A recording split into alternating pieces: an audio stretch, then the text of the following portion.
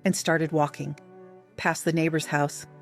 where I'd babysat their kids for free, past the mailbox, where I'd dropped so many birthday cards, past the memories.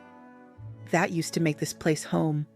Every step felt like shedding a layer of myself, the part that always forgave, always gave another chance, the part that waited for apologies. That never came. I reached the park at the end of the block and sat on a bench. The wind rattled the trees overhead, sending leaves spiraling to the ground. I thought about every time I'd stood up for Josh, every time I'd made excuses for him, every time I told myself that family comes first. But what about me? Who was I in all of this?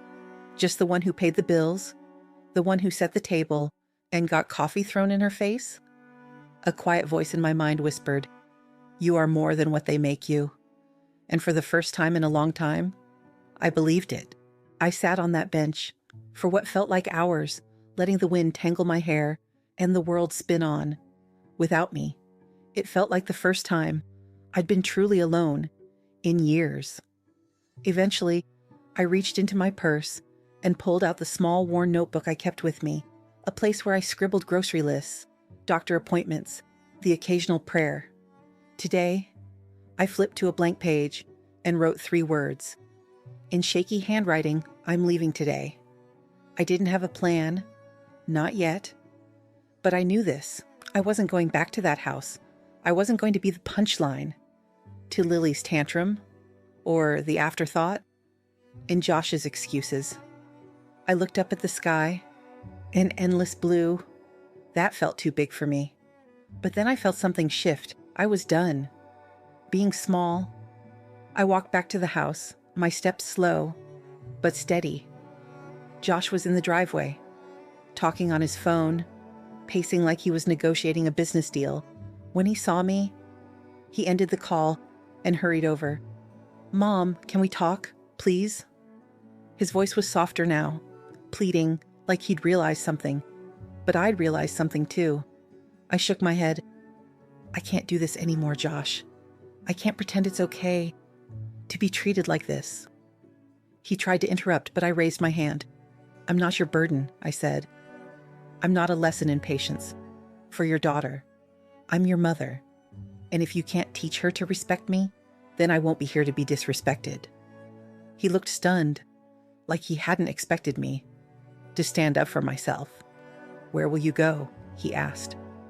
I pulled my keys from my purse, the metal cold and solid in my hand.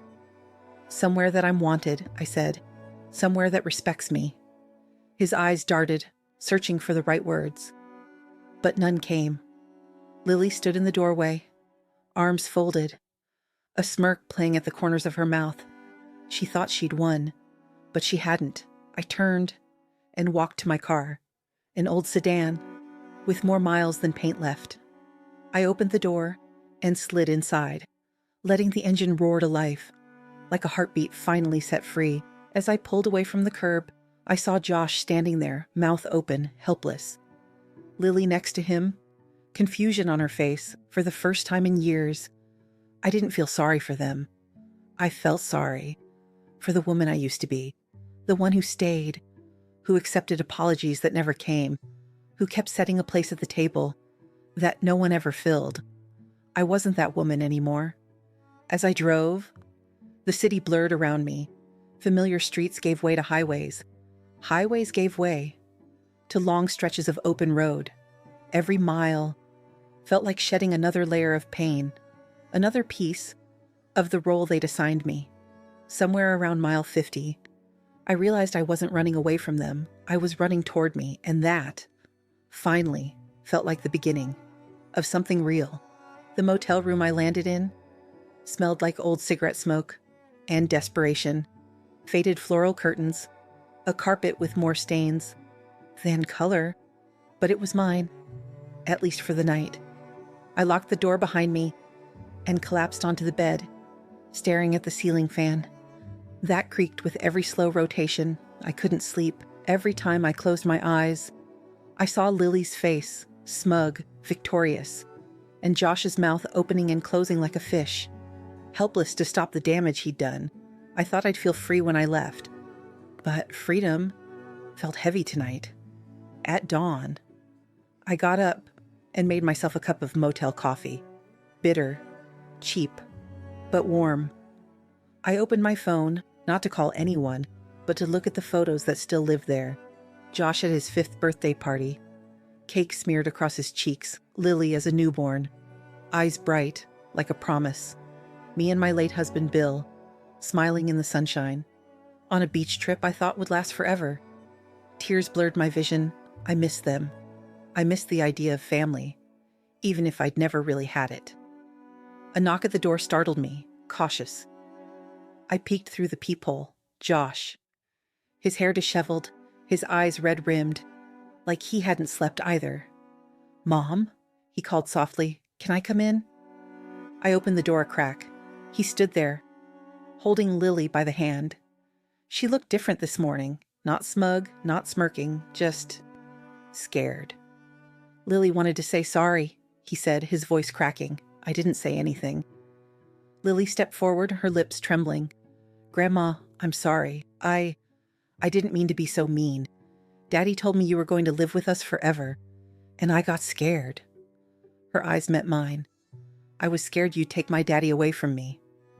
Something broke inside me. She was just a kid who'd heard the wrong story. I crouched down, my knees protesting, and looked her in the eyes.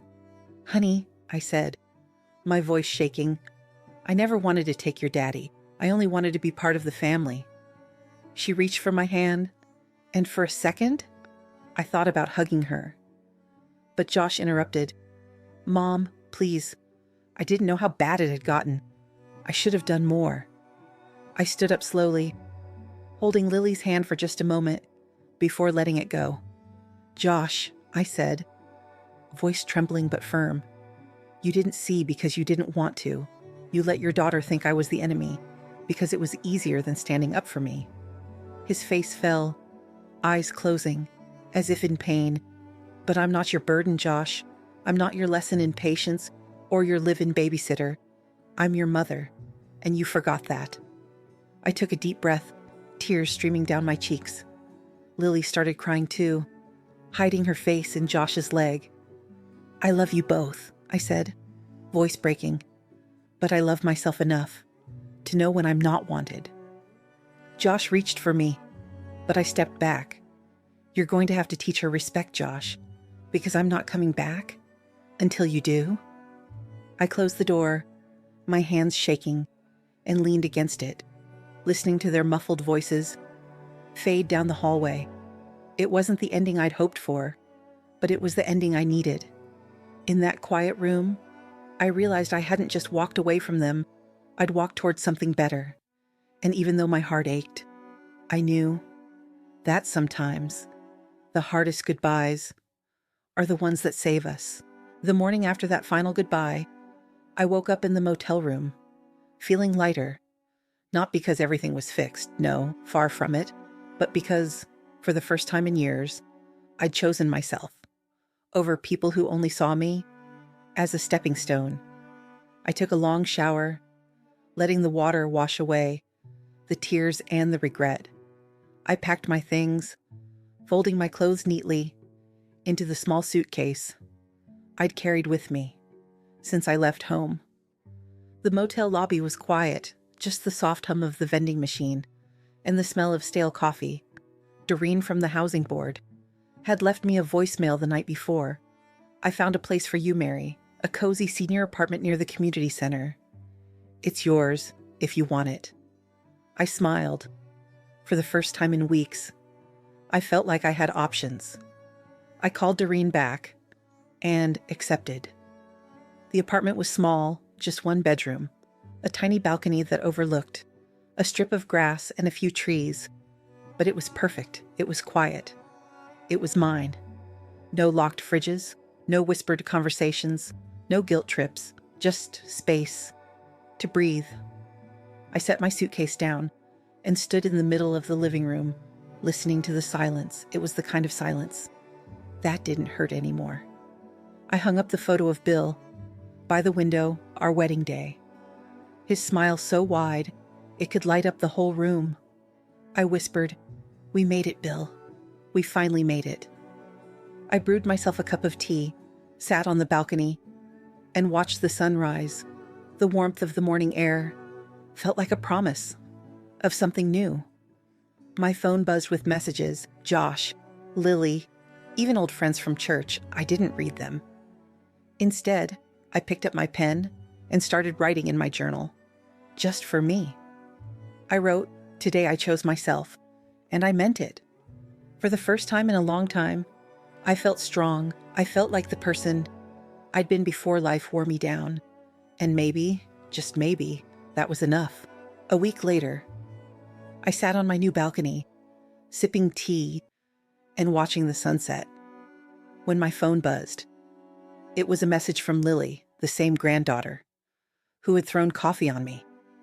Her message was short. "Grandma, I miss you. Can we talk?"